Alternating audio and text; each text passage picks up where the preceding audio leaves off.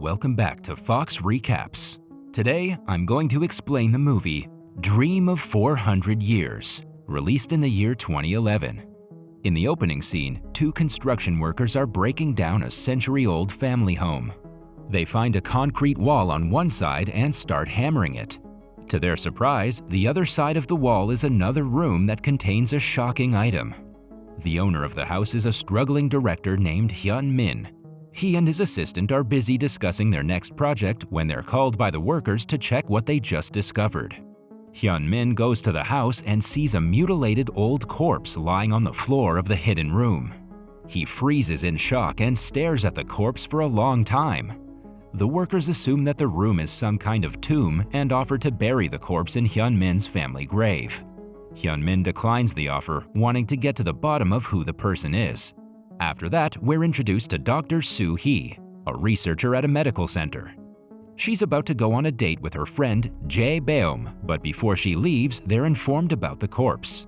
Hyun Min is willing to donate it for science, which is a huge opportunity for their research facility. Soo Hee ditches the date to take a look at the corpse. When she first meets Hyun Min, she feels like she's meeting someone she knows. Then, the corpse's belongings are carefully cleaned and collected for research. Similarly, the clothes make it evident that she's a girl.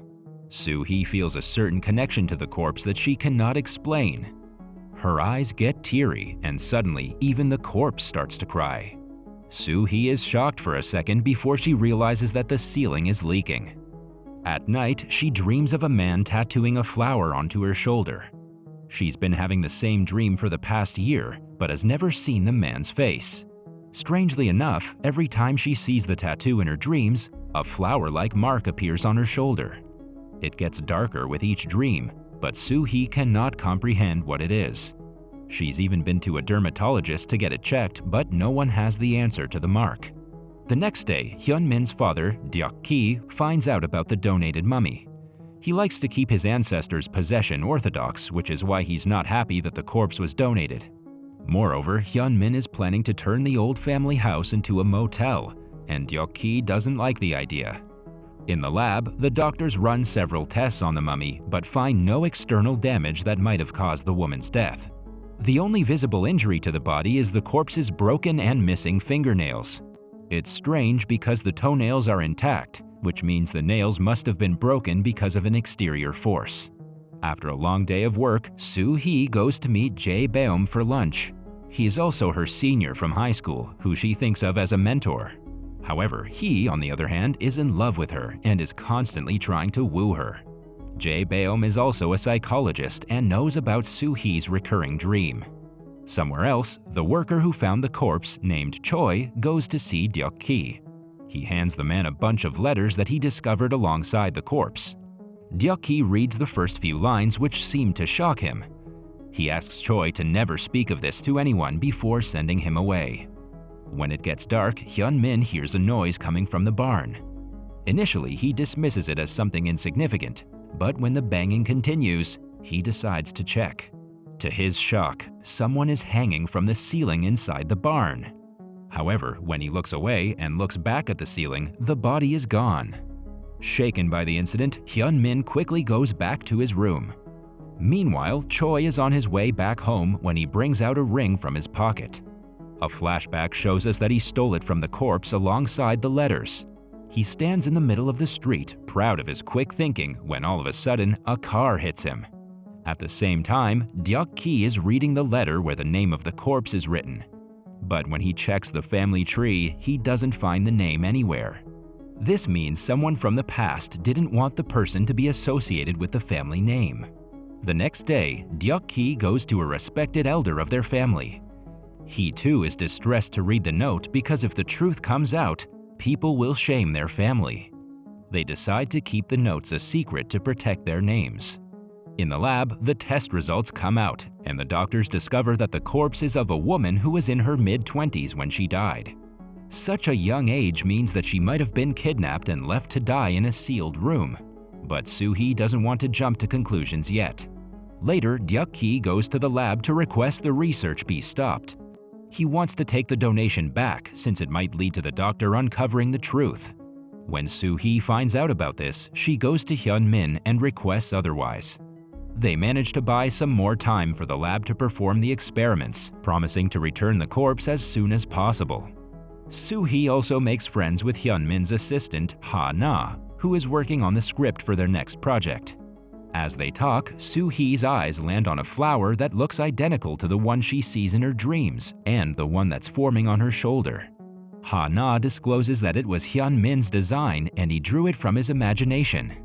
After that, Soo-hee and Hyun-min go into the tomb one more time to look around.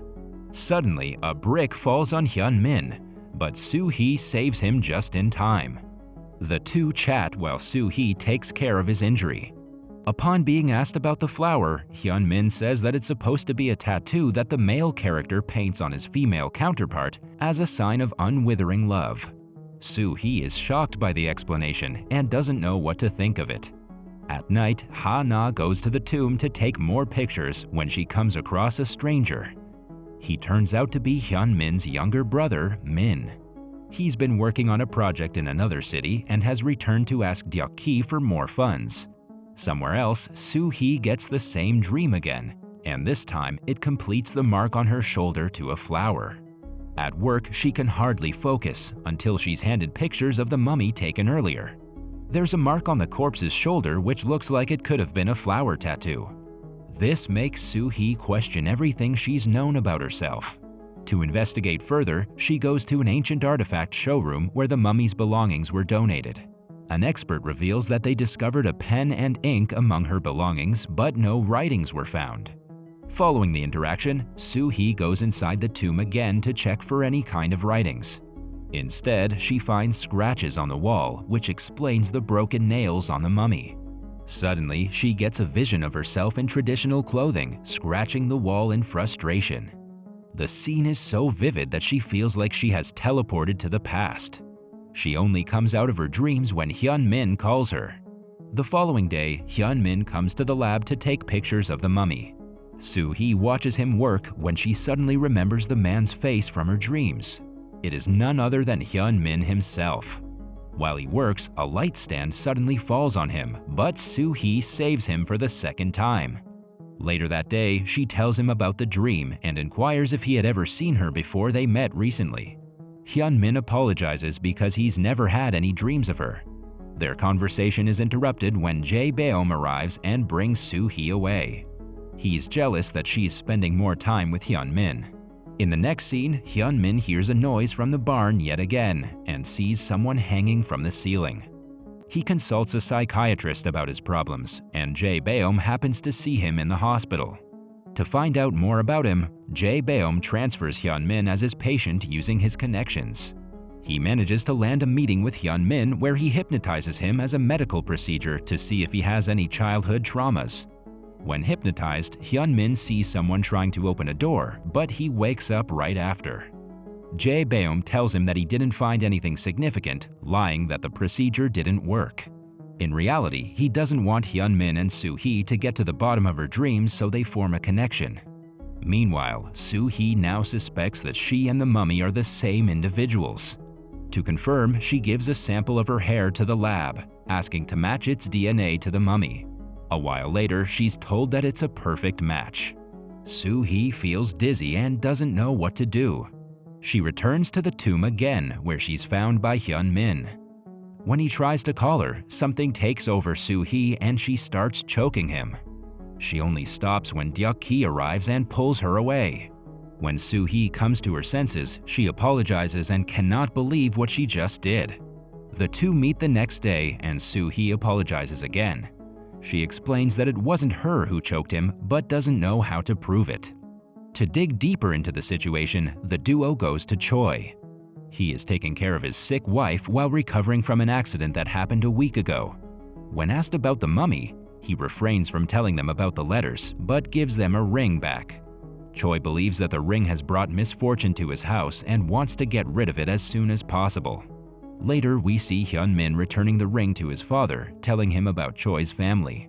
Deok-hee also believes that the ring brings misfortune and goes to his ancestors' grave to offer them food and pray for their family's welfare. Hyun-min later finds out the grave he's praying to belongs to their 15th generation ancestor.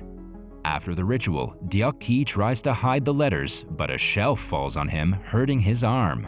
Hyun-min thinks it's the curse of the ring, which only makes him more curious about the entire story. After that, Soo-hee and Hyun-min go to the elder member of his family who advised Deok-ki to hide the letters some time ago. He pretends to be unaware of any writings found in the tomb and orders them to go away. To get rid of Soo-hee, he sends a bunch of thugs after her that night.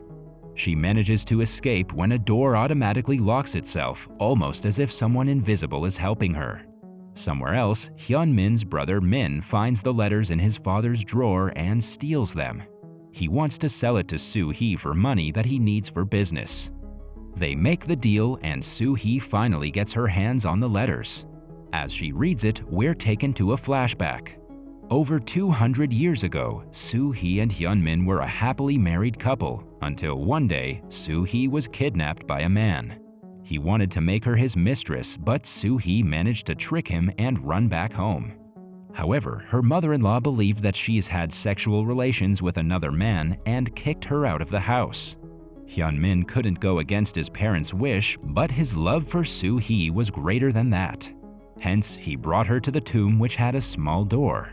She stayed in the tomb for several months and he would come at night to spend time with her. Although Soo-hee lost her freedom, her husband's love was enough to keep her alive. He even tattooed a flower on her shoulder to give her a flower of love that will never wither. One day, Soo-hee finds out that Hyun-min got married to another woman at his parents' request. He comes to her on his wedding night and apologizes, promising to love her every day. But the very next day, the door to the tomb was sealed with concrete, and the person sealing it was none other than Hyun-min himself. Soo-hee cried and begged him to stop. She even lost all her fingernails while trying to break the wall, but Hyun-min never returned, and she was left in the tomb forever. Before dying, Soo-hee wrote down everything about her husband's wrongdoings and vowed to never forgive him, not even in hell. By the time Soo-hee is done reading, tears stream down her face. The following morning, she calls Hyun-min, warning him to never go into the tomb because his life is in danger. She also refuses to meet him anymore before hanging up. A confused Hyun-min goes through the pictures of the mummy and finds one where Soo-hee's face is distorted.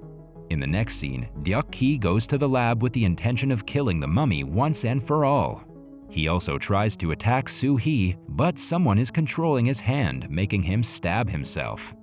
Initially, Soo-hee is arrested for attacking him, but then the CCTV footage of the incident is found and the truth comes out. After being released, she hands the letters to Deok-ki and decides to move away from Hyun-min's life forever. A while later, Hyun-min finds said letters and finally discovers the whole truth. This also brings back his memory of the past, and he remembers the person hanging from the ceiling is himself. Somewhere else, Soo-hee gets her hands on Jae Byum's notes, which makes it clear that he's been hiding things from Hyun-min. It's not only unethical, but his medical license can be revoked for lying to a patient. She orders him to never speak to her again before storming away. In the notes, a message that Hyun-min wrote before his death is mentioned. Soo-hee and Ha-na go to the barn and look for the message, finding it engraved behind an old box. In the meantime, Hyun-min goes to the lab to meet his wife from his past life. Suddenly, the mummy comes to life and starts choking him. Hyun-min doesn't fight back, knowing that he is at fault. Right then, Soo-hee arrives and tells them about the message Hyun-min left before his death. In another flashback, we see Hyun-min's new wife finding out that her husband is still in love with Soo-hee and goes to meet her every night. She tells her in-laws, who forcefully make Hyun-min plaster the door shut to kill Soo-hee. He does as told, hoping to return back soon and let her free. However, when he comes back later, they stop him and lock him inside the barn.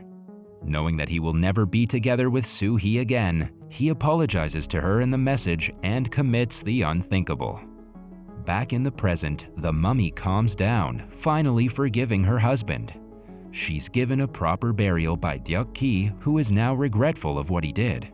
In the last scene, we see Hyun-min and Soo-hee in their past lives, falling asleep together. That was all from the video. I hope you liked it. Subscribe for more content like this, and hit the like button to help us out. Also, leave a comment if you want us to recap your favorite movie. Until next time, take care.